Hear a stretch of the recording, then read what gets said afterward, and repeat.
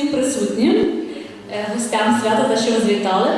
Дуже дякую галереї Будкермуз за можливість провести цей захід, а також поетам, які до нас приїхали, прийшли, добралися і готові тут презентувати також свою творчість. Дозвольте розказати, як це все буде відбуватися. Я хочу, щоб ми почували себе якомога вільніше.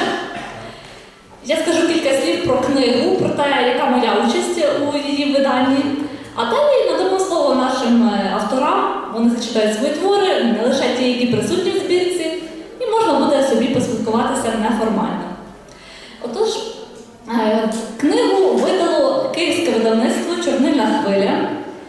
І ця робота зайняла досить тривалий час. Я скажу так, щоб хлопці знали, і дівчата, які тут є, які писали свої твори в цю збірку, що було розглянуто 9 тисяч творів.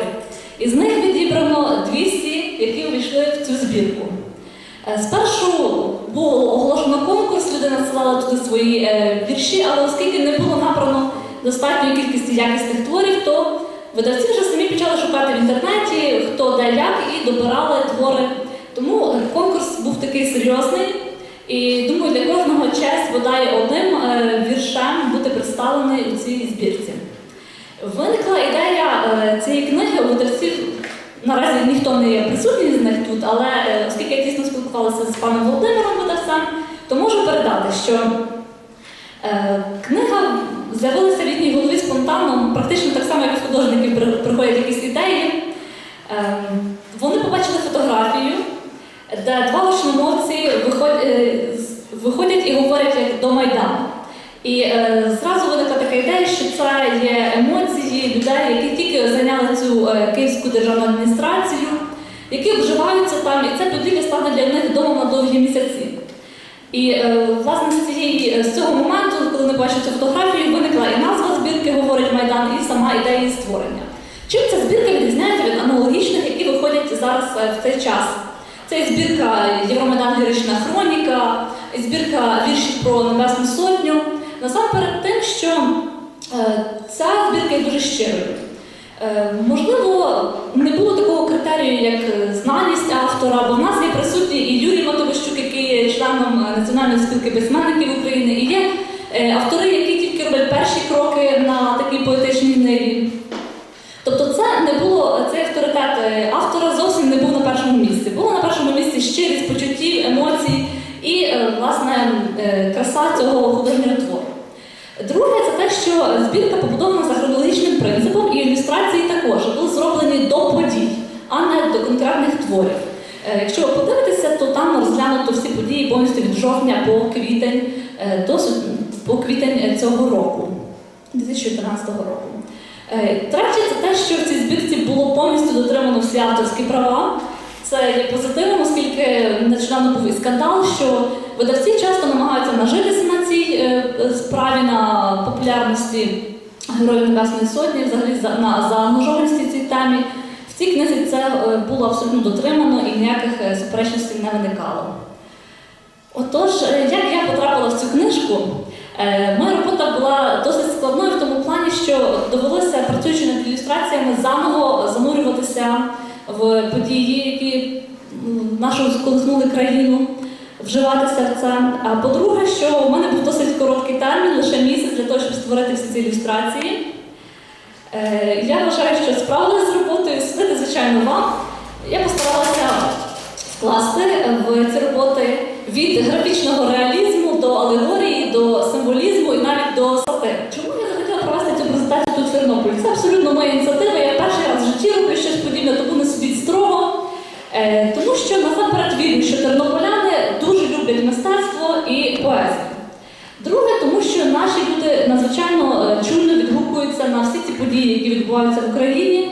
І по-третє, що аж 15 авторів з 200 це є вихідці з Тернополя та Тернопільської області. 15, я вважаю, що це є дуже гарна присутність в книзі.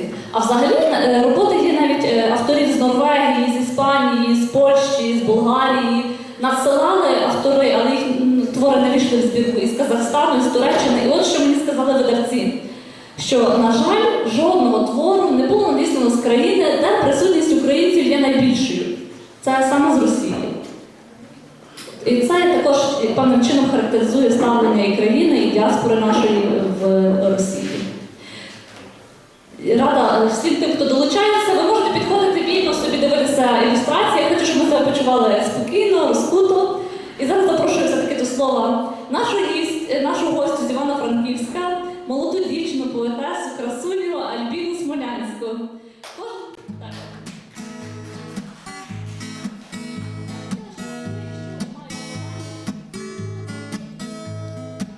Напевно, і нам доведеться стріляти очима, словами, мовчанням, аби не програти нам, брате, повстання останнє. Революція, революція, революція, це я. Наші гени позбавлені страху, нам по суті нема що втрачати. Нашу долю виводять на плаху. І яничари, і янучата. Революція, революція, революція, це я. Це не час, коли треба прощати. І по Біблії, і по Корану ми закінчимо розпочате. В кожнім серці є місце Майдану.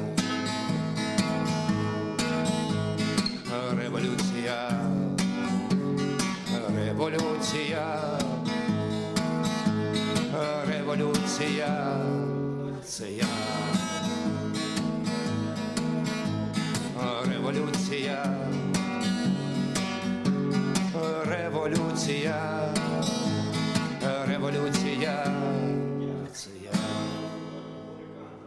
Та гра не йде, називається окупація України.